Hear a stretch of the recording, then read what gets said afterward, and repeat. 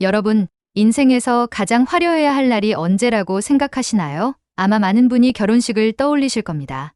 서울에서 가장 비싸다는 한 예식장의 신부 대기실, 순백의 레이스, 은은한 조명, 그리고 세상에서 가장 행복해 보여야 할 신부 은호가 앉아 있습니다. 그런데 은호의 표정이 이상합니다. 거울 속 자신의 모습을 보는 게 아니라 바닥에 떨어진 낡은 서류 봉투 하나를 뚫어지게 쳐다보고 있어요. 그 봉투 위에는 붉은색 도장으로 이렇게 찍혀 있습니다. 사망 확인서. 그때 문이 벌컥 열리고 지혁이 들어옵니다. 새 심장을 이식받고 기적처럼 살아난 오늘 결혼식의 주인공이죠. 은호야, 이제 나가야 해. 지혁의 따뜻한 목소리가 들리는 순간 은호가 천천히 고개를 듭니다. 그리고 그녀의 손등 위로 천장에서 붉은 액체 한 방울이 툭 하고 떨어집니다. 여러분은 지금부터 대한민국 상위 0.1%의 가문이 어떻게 자신들의 화려한 날들을 지키기 위해 타인의 심장을 멈췄는지, 그 잔혹한 진실을 목격하게 될 겁니다. 본격적인 이야기 시작 전에 구독, 좋아요 지금 눌러주세요. 지역의 심장 기증자가 왜 익명이어야만 했는지, 박진석이 왜 20년 동안 고성이 밑에서 죽은 듯이 지냈는지, 그리고 오늘 이 결혼식이 왜 축제가 아닌 장례식이 될 수밖에 없는지, 이 영상 하나로 모든 퍼즐을 맞춰드리겠습니다. 준비되셨나요? 그럼 시작합니다. 선배, 정신 차려봐요. 은호의 비명이 좁은 차 안을 가득 채웁니다. 방금 전까지 함께 음악을 들으며 드라이브를 하던 지역의 손이 핸들이 아닌 자신의 가슴팍을 지시기듯 움켜쥐고 있습니다. 얼굴은 순식간에 잿빛으로 변했고 입술에선 신음조차 나오지 않습니다. 72시간. 지역의 심장이 멈추기까지 남은 시간입니다. 은호는 본능적으로 핸들을 꺾었습니다. 갓길에 차가 멈춰서는 순간 지역의 고개가 힘없이 꺾입니다. 은호의 손이 떨립니다. 119를 누르는 손가락이 차가운 액정 위에서 방황합니다. 같은 시각 지역의 부모 상철과 다정은 저녁 식탁 앞에 앉아 있었습니다. 김이 모락모락 나는 된장찌개, 평범하기 짝이 없는 저녁이었죠. 하지만 상철의 휴대폰이 진동하는 순간 그 평화는 유리창처럼 산산조각이 납니다. 아버님, 지역 선배가.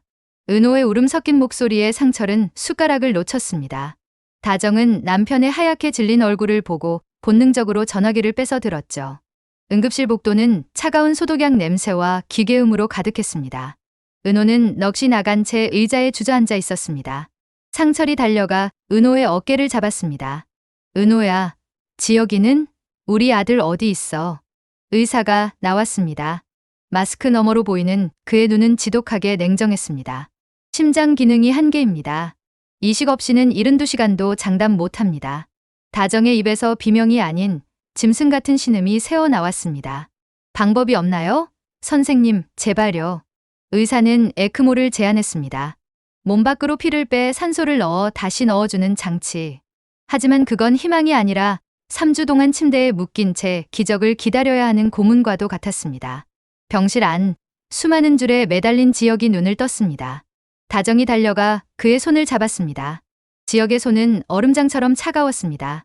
지역아, 에크모 달자. 의사 선생님이 그러면 한 달은 버틴대.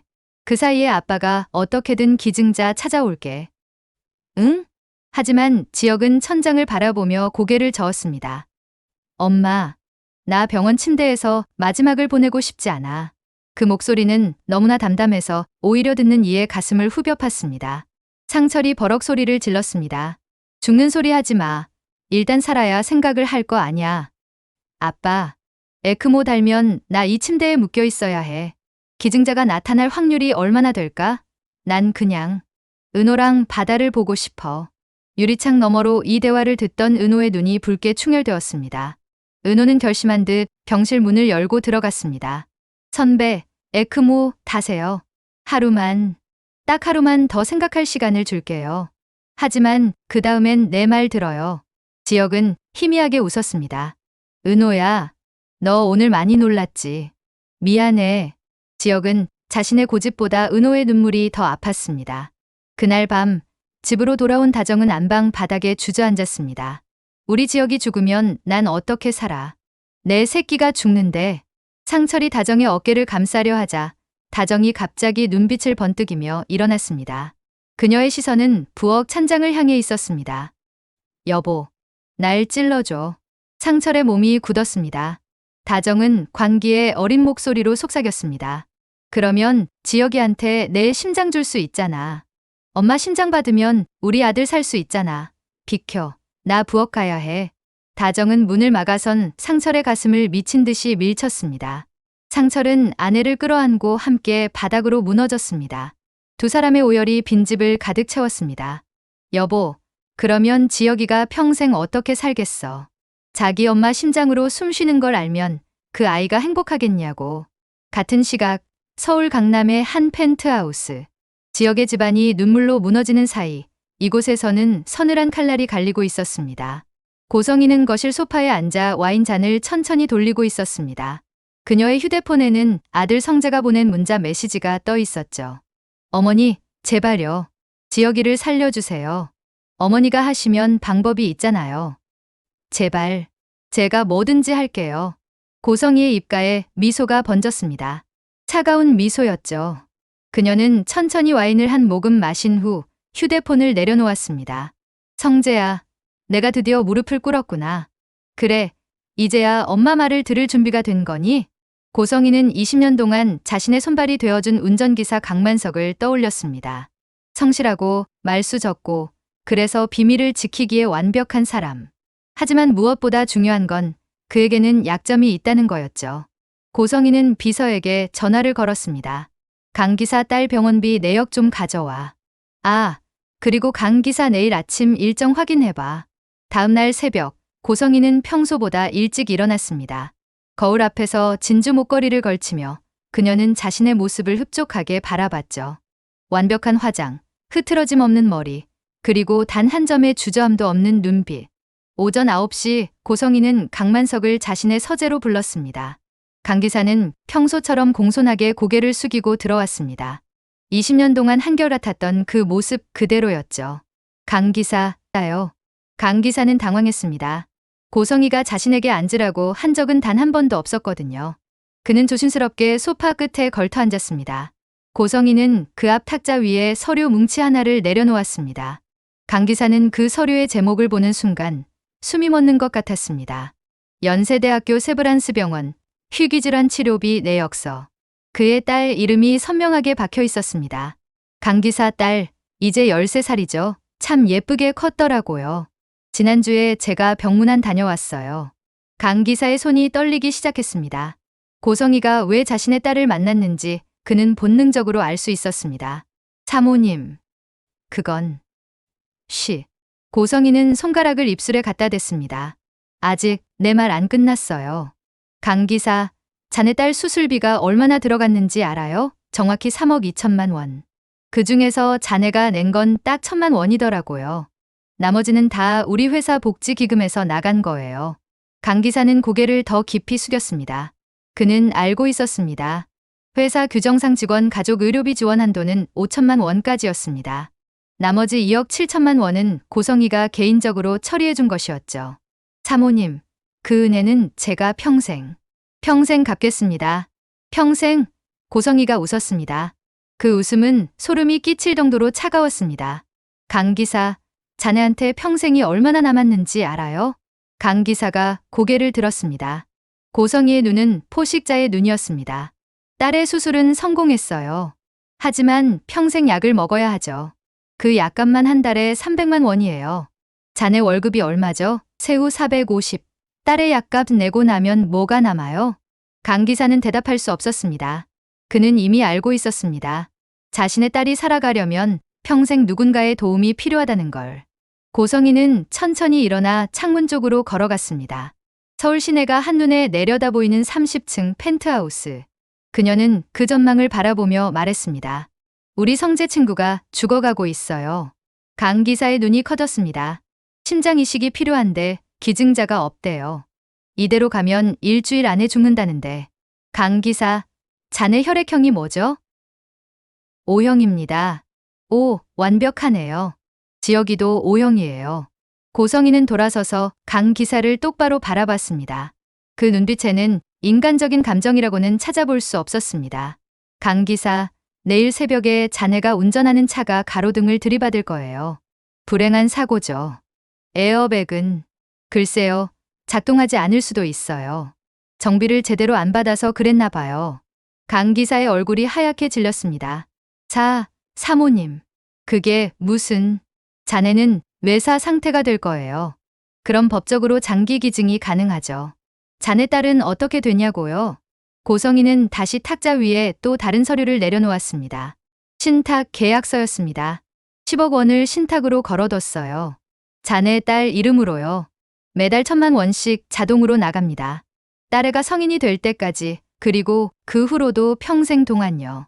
대학 등록금, 결혼 비용, 집 장만. 다 여기 들어있어요. 강 기사의 눈에서 눈물이 흘러내렸습니다. 사모님, 제발요. 제 딸은 아버지가 필요합니다. 돈이 아니라. 아버지? 고성이가 비웃었습니다. 강 기사, 솔직해집시다. 자네 딸한테 정말 필요한 게 뭐죠? 아버지의 사랑? 아니면 평생 건강하게 살 수 있는 돈? 강 기사는 대답할 수 없었습니다. 고성이는 그 침묵이 답이라는 걸 알았습니다. 자네가 살아있으면 딸애는 어떻게 되죠? 약간 못 내서 결국 죽어요. 아니면 자네가 빚더미에 앉아서 딸애랑 같이 무너지거나. 둘 중 하나예요. 그런데 지금 내가 제안하는 건 뭐죠? 딸애가 평생 행복하게 사는 거예요. 자네의 희생 하나로요. 고성이는 강 기사의 어깨에 손을 올렸습니다. 그 손길은 따뜻했지만 강 기사는 얼음장 같은 냉기를 느꼈습니다. 강 기사, 이게 아버지가 딸에게 줄 수 있는 마지막 선물이에요.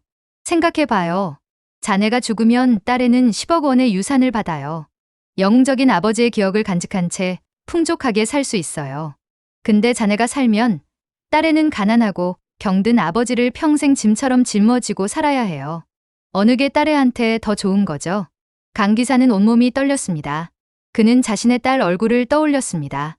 창백한 얼굴로 병실 침대에 누워 그래도 아빠가 오면 환하게 웃어주던 그 아이. 사모님, 다른 방법은 정말 없습니까? 고성이는 고개를 저었습니다. 없어요. 심장 이식 대기자가 수천 명이에요. 지혁이가 합법적으로 심장을 받으려면 최소 1년은 기다려야 해요. 근데 지혁이한테는 일주일밖에 안 남았어요. 자네도 알잖아요. 강 기사. 이 세상에서 돈으로 안 되는 게 뭔지. 그게 바로 시간이에요. 고성이는 책상 서랍에서 작은 약병 하나를 꺼냈습니다. 투명한 액체가 들어있었습니다. 이거 한 병이면 돼요. 운전하기 30분 전에 마시면 자네는 졸음이 쏟아질 거예요. 그 상태로 고속도로 진입하면 나머지는 자연스럽게 진행되겠죠. 고통도 없어요. 그냥 잠드는 것처럼. 강 기사는 그 약병을 바라봤습니다. 자신의 죽음이 저 작은 병 안에 들어있다는 게 믿기지 않았습니다. 사모님, 제가 만약 거절하면? 고성이의 얼굴이 싸늘하게 굳었습니다. 거절? 강 기사, 자네 정말 순진하네요. 딸의 수술비 3억 2천만 원, 누가 냈죠? 회사 돈이에요. 근데 그게 회사 규정을 위반한 거예요. 횡령이에요. 누가 그렇게 처리했냐고요? 당연히 자네 사인으로 처리됐죠. 강 기사의 몸이 굳었습니다. 증거도 다 있어요. 자네가 서류 위조해서 회사 돈 빼돌린 걸로 돼 있어요. 자네가 거절하면 어떻게 될까요? 내일 아침에 경찰에 고소장이 접수돼요. 자네는 감옥 가고 딸애는 약간 못 내서 죽어요. 그게 자네가 선택할 수 있는 또 다른 미래예요. 강 기사는 무너졌습니다. 그는 바닥에 주저앉아 오열했습니다. 사모님, 제발요. 제발. 고성이는 차갑게 그를 내려다봤습니다. 강 기사, 우는 시간 아까워요. 결정해요. 딸애를 살릴 거예요. 죽일 거예요? 한참을 울던 강 기사가 떨리는 손으로 그 약병을 집어 들었습니다. 고성이의 입가에 만족스러운 미소가 번졌습니다. 현명한 선택이에요. 강 기사, 자네는 영웅이 될 거예요. 자네 딸은 평생 자랑스러운 아버지를 기억할 거예요. 강 기사는 대답 대신 그저 눈물을 흘릴 뿐이었습니다. 고성이는 그에게 등을 돌린 채 창밖을 바라보며 말했습니다. 내일 새벽 5시 88번 고속도로 진입 전에 마셔요. 정확히 30분 후에 졸음이 오니까 타이밍 맞춰요. 그리고 강 기사, 딸애한테 편지 같은 거 남기지 마요. 그냥 평범한 사고여야 해요. 알겠어요? 예, 사모님. 가봐요. 오늘 밤은 딸애랑 마지막으로 좋은 시간 보내요. 강 기사가 비틀거리며 일어나 문을 향해 걸어갔습니다. 그가 문손잡이를 잡는 순간 고성이가 마지막으로 말했습니다. 아, 기사. 자네 정말 좋은 아버지예요. 딸을 위해서라면 목숨도 버릴 수 있는 사람. 존경스러워요. 그 말이 칭찬인지 조롱인지 알 수 없었습니다. 강 기사는 대답 없이 문을 닫고 나갔습니다. 혼자 남은 서재에서 고성이는 와인 잔을 들어 창밖을 향해 들어 올렸습니다. 강만석, 자네 희생은 헛되지 않을 거예요. 우리 성재가 평생 자네를 기억할 테니까. 아니, 정확하게는 자네 희생 덕분에 성재가 영원히 내 통제 아래 있을 거니까. 고성이는 와인을 단숨에 들이켰습니다. 그녀의 눈에는 승리의 확신이 가득했습니다. 다음 날 새벽 5시 30분. 88번 고속도로 진입로에서 검은색 제네시스 한 대가 중앙분리대를 들이받았습니다. 에어백은 작동하지 않았고 운전자는 즉시 병원으로 이송됐습니다. 뇌사 판정. 오전 7시 고성이는 병원 VIP 병동복도에서 의사와 조용히 대화를 나누고 있었습니다. 장기기증 동의서는 제가 처리했습니다. 유가족. 딸이 있는데 아직 미성년자라 제가 법적 대리인 자격으로 서명했습니다. 환자 가족 신탁 계좌로 조의금 명목으로 10억이 입금됐습니다. 심장 격출은 오늘 오후 2시에 진행합니다. 수혜자는 이미 준비됐고요. 고성이는 고개를 끄덕였습니다. 수고했어요, 선생님. 아, 그리고 이 일은 당연히 비밀입니다. 저희도 평판이 있으니까요. 오후 2시 지역은 수술실로 들어갔습니다. 복도에서 성재는 바닥에 주저앉아 울고 있었습니다. 지역아, 살아줘서 고마워. 고성이는 아들의 어깨에 손을 올렸습니다. 성재야, 이제 됐어. 지역이는 살았어. 그리고 넌 이제 영원히 엄마 말을 들어야 해. 친구 목숨을 살린 빚은 평생 가는 거야. 성재는 고개를 들어 어머니를 바라봤습니다. 그 순간 그는 깨달았습니다. 어머니가 지역을 살린 건 사랑이 아니라 자신을 영원히 묶어두기 위한 쇠사슬이었다는 걸. 하지만 이미 늦었습니다. 수술실 안에서는 강만석의 심장이 지역의 가슴 속으로 들어가고 있었으니까요. 이야기는 30년 전으로 거슬러 올라갑니다. 당시 고성이는 아무것도 가진 게 없는 여대생이었죠. 하지만 그녀에게는 단 한 가지 남들을 압도하는 통제욕이 있었습니다.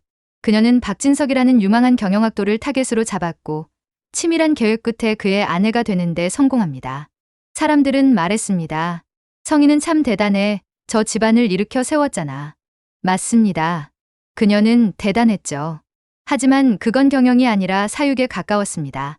고성이는 남편 박진석의 일거수일투족을 감시했습니다. 그가 입는 셔츠의 색깔, 그가 점심에 먹는 메뉴, 심지어 그가 만나는 친구들까지 모두 고성이의 결제를 받아야 했죠. 박진석이 처음으로 반항했던 날, 고성이는 거실에 앉아 조용히 홍차를 마시고 있었습니다.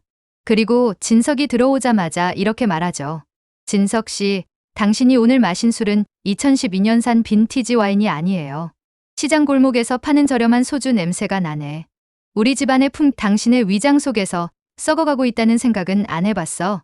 이건 단순한 잔소리가 아닙니다.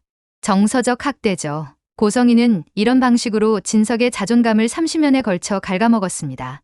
그녀에게 가족은 사랑하는 대상이 아니라 자신의 완벽한 인생을 전시하기 위한 소품이었던 거예요. 그렇게 태어난 아들이 성재였습니다. 고성이의 완벽한 통제 아래 자란 성재는 겉으로는 흠잡을 데 없는 재벌 2세였지만 안으로는 텅 빈 인형과 다름없었죠. 그런 성재에게 단 하나 진짜 친구가 있었습니다. 바로 지역이었습니다. 지역은 성재와는 달랐습니다. 평범한 가정에서 자란 그는 돈이나 권력보다 사람의 마음을 먼저 생각하는 청년이었죠. 성재는 지역과 함께 있을 때만 자신이 사람처럼 느껴졌습니다. 숨을 쉴 수 있었습니다. 그리고 지역에게는 은호가 있었습니다. 대학 선배였던 지역을 5년 동안 짝사랑해온 은호. 지역이 심장병 진단을 받은 후에도 은호는 그의 곁을 떠나지 않았습니다. 오히려 더 가까이 다가갔죠. 선배, 저 선배 심장 소리 좋아해요. 불규칙해도 약해도. 그게 선배니까요. 수술이 성공했습니다. 지역은 아무것도 모른 채 은호의 손을 잡고 웃었습니다. 은호야, 나 이제 정말 건강해진 것 같아. 이 심장이 막 뛰는 게 느껴져. 그 말을 듣는 고성이의 입가에 번진 미소를 보셨나요? 그건 인간의 미소가 아닙니다. 자신의 피조물을 완성한 창조주의 섬뜩한 미소였죠. 하지만 은호는 직감이 남다른 여자였습니다. 지역의 수술 이후 성재가 이상하게 변했다는 걸 느꼈죠. 그는 더 이상 어머니에게 반항하지 않았습니다. 마치 영혼이 빠진 것처럼 고성희의 모든 명령을 따랐습니다. 은호는 의심을 품고 조사를 시작했습니다. 그리고 강 기사의 사망 시점과 지역의 수술 시점이 정확히 일치한다는 걸 발견했죠. 우연치고는 너무 완벽했습니다. 은호는 강 기사의 집을 찾아갔습니다. 그곳에서 강 기사의 딸을 만났죠. 13살 소녀는 은호를 보자 조심스럽게 물었습니다. 언니, 우리 아빠 아세요? 은호는 가슴이 먹먹했습니다. 응, 언니가 너희 아빠 일로 궁금한 게 있어서 왔어. 소녀는 방으로 은호를 안내했습니다. 그리고 침대 밑에서 낡은 상자 하나를 꺼냈죠. 아빠가 돌아가시기 전날 밤, 저한테 이상한 말을 했어요. 우리 딸은 이제 걱정 안 해도 된다. 아빠가 큰 선물을 준비했다고요.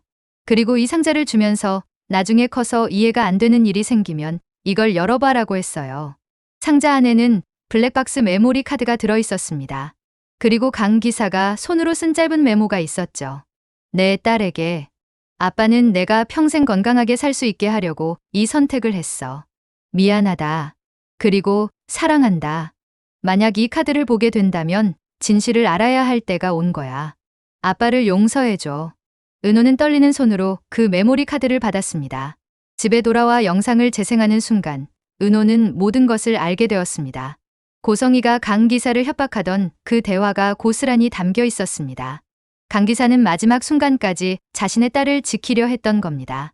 블랙박스에 모든 걸 녹화해두고 손이 떨려와요. 선배의 가슴 속에서 뛰고 있는 게 강 아저씨의 심장이라니. 어머니는 인간이 아니에요. 이건 사랑이 아니라 저주예요. 은호는 이 증거를 가지고 박진석을 찾아갔습니다. 20년간 고성희의 그림자로 살았던 그 남자. 은호는 진석의 눈에서 자신과 같은 분노를 봤습니다. 아버님, 이걸로 어머니를 멈춰야 해요. 선배가 진실을 알면 선배가 무너질 거예요. 진석은 은호에게 자신의 금고 열쇠를 건넸습니다. 은호야, 나도 20년 동안 준비해왔다. 이제 때가 됐어. 진석이 금고에서 꺼낸 건 또 다른 서류 뭉치였습니다. 고성희가 비자금을 조성하던 날의 날짜, 정계 인사를 매수하던 현장의 녹취록, 그리고 결정적으로 지역의 심장 기증을 위해 강 기사를 어떻게 사지로 몰아넣었는지에 대한 모든 증거들. 고성희는 내가 멍청해서 참는 줄 알았겠지. 하지만 나는 20년 동안 내 목에 걸린 진주 목걸이가 언제쯤 끊어질지 세고 있었어. 진석은 고성희가 가장 좋아하는 완벽이라는 단어를 이용했습니다. 그녀가 서류를 조작할 때마다 진석은 옆에서 조용히 그녀를 돕는 척하며 진짜 서류와 진짜 도장을 따로 빼돌렸습니다.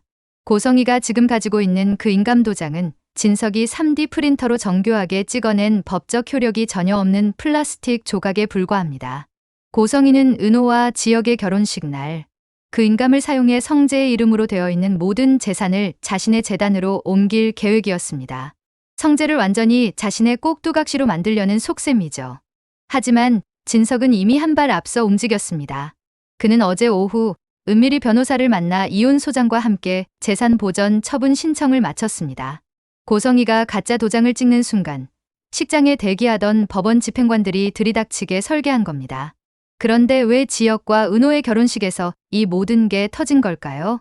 성재가 어머니께 한 마지막 반항이었습니다. 고성희는 성재에게 명문가의 딸과 정략 결혼을 시키려 했습니다. 하지만 성재는 거부했죠. 어머니, 저는 결혼 안 합니다. 대신 지역이와 은호 결혼식은 제가 준비할게요. 제 친구의 마지막 행복만큼은 어머니도 망치지 못하게. 고성희는 비웃었습니다. 좋아. 내 친구 결혼식 하게 해줄게. 대신 그날 너는 모든 재산 포기 각서에 서명하는 거야. 성재는 고개를 끄덕였습니다. 하지만 그는 몰랐습니다. 그 결혼식이 어머니의 무덤이 될 거라는 사실을요. 결혼식 당일, 서울에서 가장 비싸다는 예식장에 화려한 하객들이 모였습니다. 고성희는 VIP 대기실에서 성재의 이름으로 된 재산 포기 각서를 펼쳐놓고 가슴 속에서 소중하게 꺼낸 그 인감도장에 인주를 묻힙니다. 성재야, 넌 이제 영원히 엄마 품 안에서 사는 거야. 이 도장 하나면 넌 아무것도 할 수 없는 내 인형이 되는 거지. 투. 종이 위에 붉은 인형이 선명하게 찍히는 소리. 고성이는 그 소리가 자신의 승전고라고 믿었습니다. 하지만 이건 그녀의 인생을 끝장낼 자폭 버튼이었습니다. 신부 대기실. 은호는 거울 앞에 앉아 있었습니다. 순백의 드레스를 입은 그녀는 아름다웠지만 그 눈빛은 차가웠습니다. 바닥에는 박진석이 건넨 서류 봉투가 놓여 있었죠. 사망 확인서, 강만석이라는 이름이 선명하게 박힌. 지혁이 문을 열고 들어왔습니다. 은호야, 이제 나가야 해. 순간 은호의 손등 위로 천장에서 붉은 액체 한 방울이 툭 하고 떨어집니다. 지혁이 놀라 천장을 올려다보는 순간 은호가 그의 손을 잡았습니다. 선배, 저 선배한테 할 말이 있어요. 조명이 꺼진 암흑 속에서 하객들이 웅성거립니다. 그때 메인 스크린에 지혁과 은호의 웨딩 사진 대신 서늘한 영상 하나가 플레이됩니다. 화면 속 장소는 고성희의 서재. 강 기사와 고성희의 대화가 고스란히 재생됩니다. 사모님, 제 딸은 아버지가 필요합니다. 돈이 아니라. 아버지, 강 기사, 솔직해집시다. 자네 딸한테 정말 필요한 게 뭐죠? 아버지의 사랑? 아니면 평생 건강하게 살 수 있는 돈? 식장 안은 찬물을 끼얹은 듯 조용해집니다. 고성희의 비명 섞인 목소리가 울려 퍼집니다. 이것 꺼, 당장 끄라고. 하지만 영상은 멈추지 않습니다. 뒤이어 박진석의 차분한 목소리가 예식장 전체 스피커를 타고 흐릅니다. 성희야, 넌 늘 내가 가장 화려한 순간의 주인공이 되길 원했지. 그래서 준비했어. 내가 지은 죄들이 전 세계에 생중계되는 이 무대. 어때? 마음에 드니? 고성희는 단상 위에서 허우적거립니다. 하객들은 이제 그녀를 존경의 눈빛이 아닌 살인자를 보는 경멸의 눈빛으로 바라봅니다. 은호는 버진로드 입구에서 조용히 눈물을 닦습니다. 그녀의 손에는 아까 그 피 묻은 서류가 들려있죠. 은호는 천천히 단상을 향해 걷기 시작합니다. 신부행진곡 대신 강 기사가 생전에 좋아했다던 쓸쓸한 가곡이 흐릅니다. 은호는 고성희 앞에 서서 그녀가 방금 가짜 도장을 찍어 만든 그 서류를 빼앗아 공중에 뿌립니다. 흰 종이들이 눈처럼 흩날리고 고성희는 그 종이를 잡으려고 바닥을 기기 시작하죠. 하객들은 모두 문 쪽을 바라봅니다. 그곳에 서 있는 건 순백의 턱시도를 입은 채 창백한 안색으로 서 있는 지혁입니다. 하지만 그의 모습은 우리가 알던 모습이 아니었습니다. 지혁의 손에는 꽃다발 대신 낡은 운전기사 모자 하나가 들려 있었죠. 바로 강 기사가 생전에 늘 쓰고 다녔던 그 모자였습니다. 지혁은 천천히 버진로드를 걷기 시작합니다. 그런데 그 걸음걸이가 이상합니다. 마치 누군가 뒤에서 밀어주는 듯 위태롭고 한 걸음을 내디딜 때마다 가슴을 움켜쥡니다. 이사장님 들리세요? 이 심장이 지금 뭐라고 하는지. 고성희는 바닥에 흩어진 종이들을 가슴에 안은 채 얼어붙습니다. 지혁아, 아니야. 저 영상은 다 조작된 거야. 지혁은 대답 대신 고성희 앞에 멈춰 섭니다. 그리고 모자를 그녀의 발밑에 떨어뜨리죠. 수술 끝나고 눈을 떴을 때 전 제가 다시 태어난 줄 알았어요. 그런데 아니었어. 전 누군가를 죽이고 그 위에 세워진 박제였을 뿐이야. 이 심장은 사랑으로 뛰는 게 아니라 강 아저씨의 억울함으로 뛰고 있어요. 그때 단상 뒤 어둠 속에서 박진석이 걸어 나옵니다. 20년 동안 고성희의 그림자로 살았던 그 남자가 이제는 고성희를 집어삼킬 거대한 그림자가 되어 나타난 거죠. 진석의 손에는 태블릿 PC 한 대가 들려 있습니다. 성희야, 지혁이가 고통스러워할 때 넌 성재를 통제할 걱정만 했지. 내가 방금 찍은 그 도장.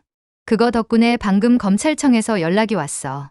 사문서 위조와 강제집행 면탈, 그리고 강 기사 사건의 살인 교사 혐의로 긴급 체포 영장이 발부됐다고. 식장 밖에서 사이렌 소리가 들려오기 시작합니다. 고성희는 미친 듯이 웃기 시작하죠. 살인? 내가? 증거 있어? 그 블랙박스. 그거 내가 다 지웠어. 저 영상은 가짜야. 하지만 은호가 조용히 품 안에서 작은 메모리 카드를 꺼냅니다. 어머니, 강 아저씨는 마지막까지 딸을 생각하셨어요. 블랙박스 원본은 따로 보관하셨더라고요. 딸한테 진실을 알려주기 위해서요. 고성희의 비명 소리가 예식장을 가득 채웁니다. 이제 그녀에게 남은 건 아무것도 없습니다. 박진석이 제기한 이혼 소송은 단순히 헤어짐을 뜻하지 않습니다. 고성희가 그동안 가문의 이름으로 저지른 모든 비리는 이제 부부 공동 재산이 아닌 고성희 단독의 범죄 수익으로 규정됩니다. 재산 분할 소송에서 유책 사유가 100% 고성희에게 있는 상황. 게다가 그녀가 훔친 가짜 도장으로 재산을 빼돌리려 한 정황은 재산 은닉 시도로 간주되어 법원은 그녀의 모든 계좌를 동결시킵니다. 고성희는 지금 이 순간 대한민국에서 가장 화려한 여자에서 가장 비참한 무일푼 범죄자로 추락한 겁니다. 은호는 단상 위로 올라가 지역의 손을 잡습니다. 그리고 고성희를 똑바로 응시하며 말하죠. 어머니가 말씀하셨죠? 이 성의 주인은 가장 강한 사람이 갖는 거라고. 아니요. 이 성의 주인은 사람의 마음을 가진 사람이에요. 어머니는 오늘 아드님마저 잃으셨어요. 그게 당신이 받은 진짜 형벌이에요. 경찰들이 들이닥치고 고성희의 손목에 차가운 수갑이 채워집니다. 식장을 나가는 그녀의 뒷모습 위로 화려했던 꽃장식들이 시들어가는 것처럼 조명이 하나둘 꺼지죠. 연행드는 고성희 옆에서 성재가 마지막으로 말합니다. 어머니, 전 이제 자유예요. 지혁이를 살려주셔서 감사해요. 그게 어머니가 저한테 준 유일한 선물이었어요. 고성희는 단 한 푼의 재산도 지키지 못했습니다. 박진석이 설계한 재산분할 소송과 강 기사 사건에 대한 거액의 손해배상이 청구되면서 그녀가 평생을 바쳐 모았던 명품, 부동산, 주식은 모두 경매로 넘어갔습니다. 그녀가 도착한 곳은 0.1% 사교계가 아니라 차가운 콘크리트 벽으로 둘러싸인 교도소였습니다. 가장 화려한 날에 가장 비참한 곳으로 떨어진 여왕의 최후인 셈이죠. 지혁과 은호는 그 거대한 저택을 나옵니다. 박진석 또한 회장직을 내려놓고 소박한 시골 마을로 떠나죠. 그들이 도착한 곳은 강 기사가 생전에 그토록 가고 싶어 했던 작은 바닷가 마을입니다. 지혁은 그곳에서 강 기사의 딸을 만나 수술비를 지원해주고 함께 바다를 바라봅니다. 은호야, 지금 기분이 어때? 심장이 아주 따뜻하게 뛰어요. 이제야 우리 날들이 화려해지는 것 같아. 여기서 말하는 화려함은 다이아몬드나 권력이 아닙니다. 사랑하는 사람과 함께 걷는 평범한 오후, 죄책감 없이 내뱉는 숨결, 그리고 누군가의 희생을 헛되게 하지 않겠다는 다짐. 그것이 진짜 화려한 날들이었던 겁니다. 시청자 여러분, 우리는 때로 고성희처럼 더 화려한 것, 더 높은 곳을 갈망하며 소중한 것을 놓치곤 합니다.